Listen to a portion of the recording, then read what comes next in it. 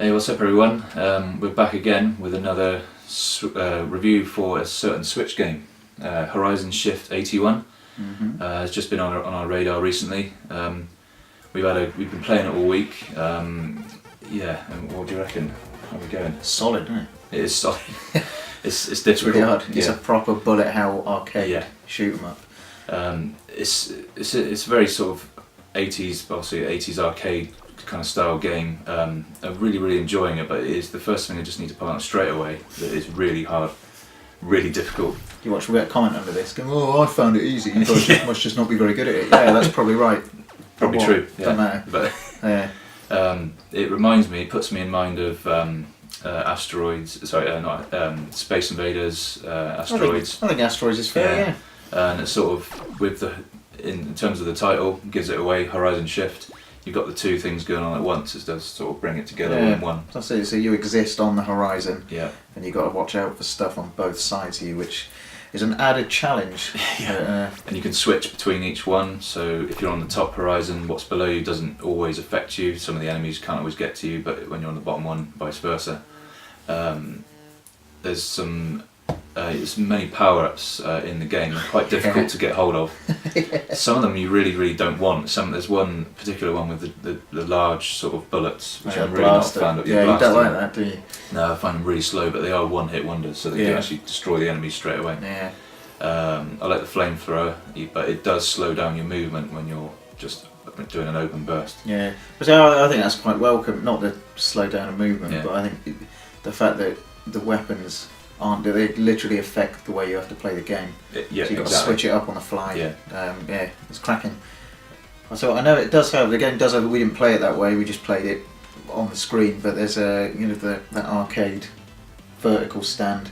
Looks like the way it should be played, to be honest. We haven't experienced it that way, but and also quite excited to have a go. In handheld, we reviewing the Switch version. In handheld, there's a way of changing the orientation so you can play it upwards, a bit like give the effect, I suppose, of an arcade cab, tabletop sort of thing. Makes sense. The screen actually, when you're playing it, is bordered. Essentially, it's framed. Yeah, so it is.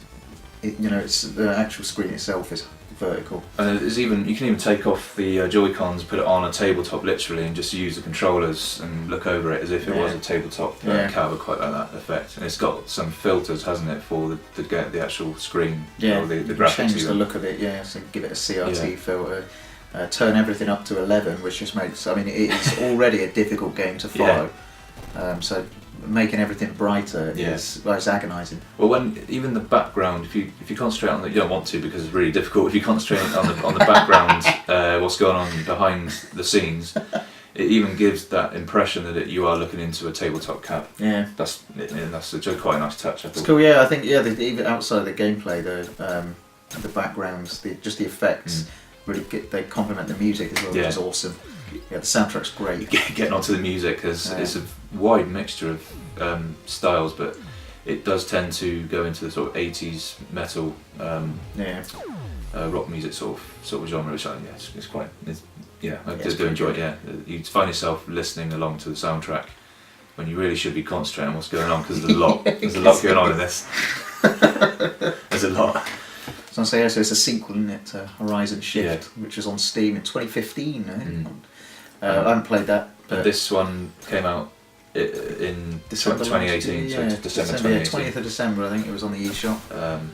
I totally passed me by. I hadn't really heard of it until the developers approached us and, do you want to do a review? And we'll do a review. Never going to turn down. Not going to turn it down. Definitely not. Yeah. But it turns out it's really enjoyable, and it really does eat up your time, because it's just so difficult. You always want to just try and get to the next stage every single time, and there are some frustrating bits. But it shows where we are in video games, doesn't it? Because like back in the 80s, a game like that it wouldn't have had a checkpoint system. No, exactly. You lose your money at the beginning. Yeah. Your coin's gone. And this, thank heavens, does have a checkpoint system, and it's the most welcome thing. Yeah. I wouldn't have batted an eyelid at that back in the day. Sort of reminds me of the times when the entire purpose of any video game was to just get the highest score. Yeah. That was it. Yeah. That used to actually be the purpose of almost all video games, I think. Yeah.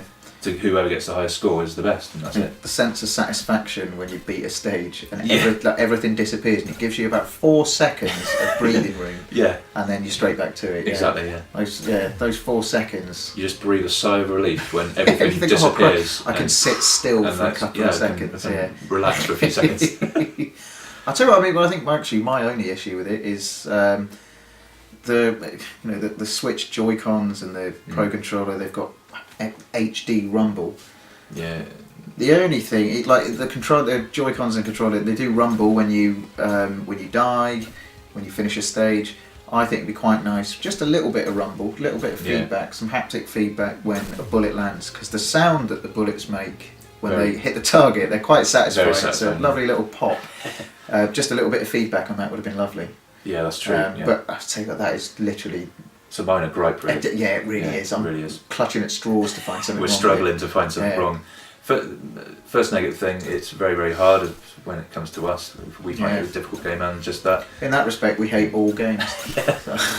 But it's quite satisfying to play once you do break that stage, and once you do actually get it. Yeah, it's very satisfying. That's it. It's easy to pick up, isn't it? It's just I can imagine it will be difficult to master, but we are reviewing the Switch version as well, and it is perfect for the Switch. It's handheld. It's great just to pick it up and got a little bit of time to kill on the bus or whatever. Stages are only a couple of minutes long as well. So. Lunchtime at work, whatever. Good shout. What about the price? I think it's around £7, isn't it? Yeah, £7.99, something like that. I think that's fair. At first I thought it's a bit steep, but once I've actually started to actually get into the game, there's actually a lot of content, and I think you do well to spend £7 on this. Yeah, definitely. So another winner. Yeah, absolutely.